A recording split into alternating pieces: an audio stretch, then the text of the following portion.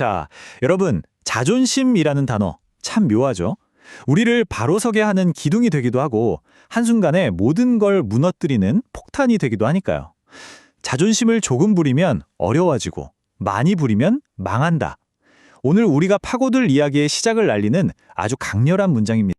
그래서 오늘은요, 이 자존심이라는 게 그냥 내 기분 문제가 아니라 어떻게 우리 사회 전체, 더 나아가서 공적인 삶의 미래까지 연결되는지 그 깊고 흥미로운 철학을 한번 따라가 보려고 합니다. 오늘 우리가 함께 걸어갈 여정은 대략 이렇습니다.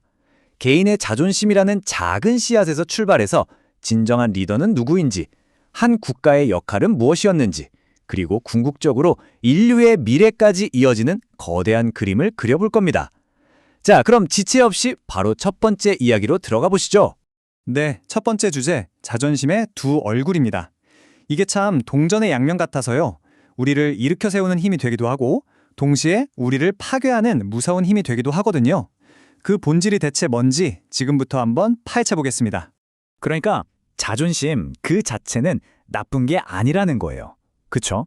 오히려 나를 나답게 만드는 아주 긍정적인 힘이죠. 근데 진짜 중요한 건 그 힘을 어디에 쓰느냐, 바로 이겁니다. 아무런 의미도 없고 옳지도 않은 일에 내 자존심을 딱 내세우는 순간, 그게 바로 나를 찌르는 칼로 돌변한다는 거죠. 가장 와닿는 예시가 아마 이걸 거예요. 우리 모두 잘 아는 로미오와 줄리엣 이야기 있잖아요. 결국 그 비극의 시작이 뭐였나요? 바로 두 가문의 쓸데없는 자존심 싸움이었죠. 그 헛된 자존심 때문에 가장 소중한 자식들을 죽음으로 내몰았잖아요. 자존심이 잘못 쓰이면 얼마나 끔찍한 결과를 낳는지 이것만큼 잘 보여주는 예도 없을 겁니다. 자, 그러면 이 좋은 걸 수도 있는 자존심이 언제, 어떻게 도구로 변하는 걸까요? 그리고 그 독을 푸는 해독제는 과연 뭘까요? 이제부터는 바로 그 지점을 집중적으로 한번 들여다보겠습니다. 여기에 대한 아주 그냥 핵심을 찌르는 말이 있습니다. 자존심을 부릴수록 땅바닥으로 내려간다. 마치 자연의 법칙 같아요. 내가 고개를 빳빳이 세우고 자존심을 부릴수록 중력에 이끌리듯 더 세게 바닥으로 곤두박질 치게 된다는 뜻입니다. 이 파멸로 가는 과정에 참 흥미롭습니다. 한번 보세요. 사람이 가장 힘들 때 자존심을 부리는 게 아니고요. 오히려 좀 살만해졌을 때 슬슬 고개를 든다는 거예요. 바로 그때 자존심을 부리기 시작하면 상황은 다시 나빠지죠. 근데 여기서 멈추지 않고 어려우니까 더 큰 자존심을 부리면 그럼 끝입니다. 완전히 망하게 된다는 무서운 경고죠. 그래서 인생에서 어려운 순간이 딱 오면 우리 앞에는 두 가지 길이 놓이는 셈입니다. 어려운데도 자존심을 고집하면 더 깊은 수렁으로 빠지는 거고요. 반대로 모든 걸 내려놓고 지극히 겸손해지면 신기하게도 아팠던 몸이 낫고 막혔던 돈이 풀린다고 합니다. 이게 바로 대자연의 법칙이라고까지 이야기하는. 자, 이제 개인의 문제로 넘어서서 사회로 한번 눈을 돌려보겠습니다. 이런 이기적인 자존심을 극복한 이상적인 인간상, 바로 진정한 공인이라는 개념이 등장하는데요. 이게 과연 어떤 의미일까요? 우리가 보통 생각하는 공인이랑은요, 차원이 좀 다릅니다. 여기서 말하는 진정한 공인은요, 말 그대로 나라는 게 없는 사람이에요. 내 재산, 내 가족, 내 고집, 내 생각, 이런 걸 다 내려놓고 오직 모든 사람의 이익을 위해서만 사는 존재. 와, 정말 상상하기 힘든 엄청난 기준이죠. 그런데 여기서 정말 놀라운 말이 나옵니다.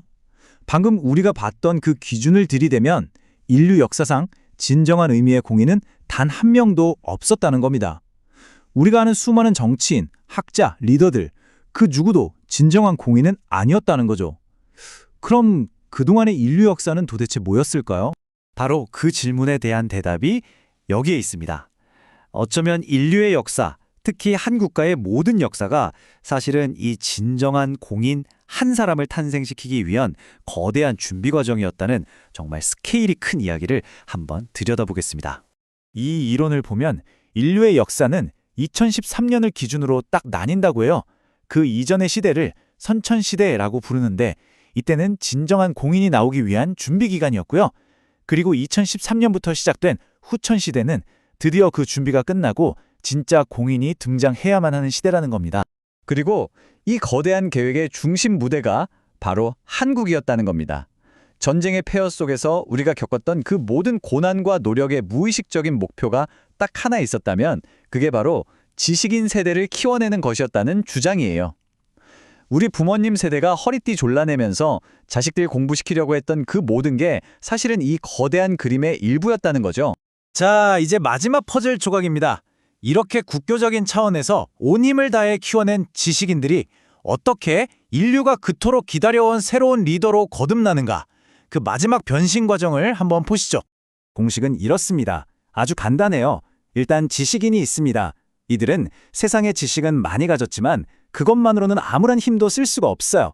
여기에 깨달음이라는 게 더해져야만 비로소 하늘의 힘을 얻게 되고 이 상태를 선지식이라고 부릅니다. 그리고 이 선지식이 바로 인류 최초의 진정한 공인이 된다는 겁니다. 좋습니다.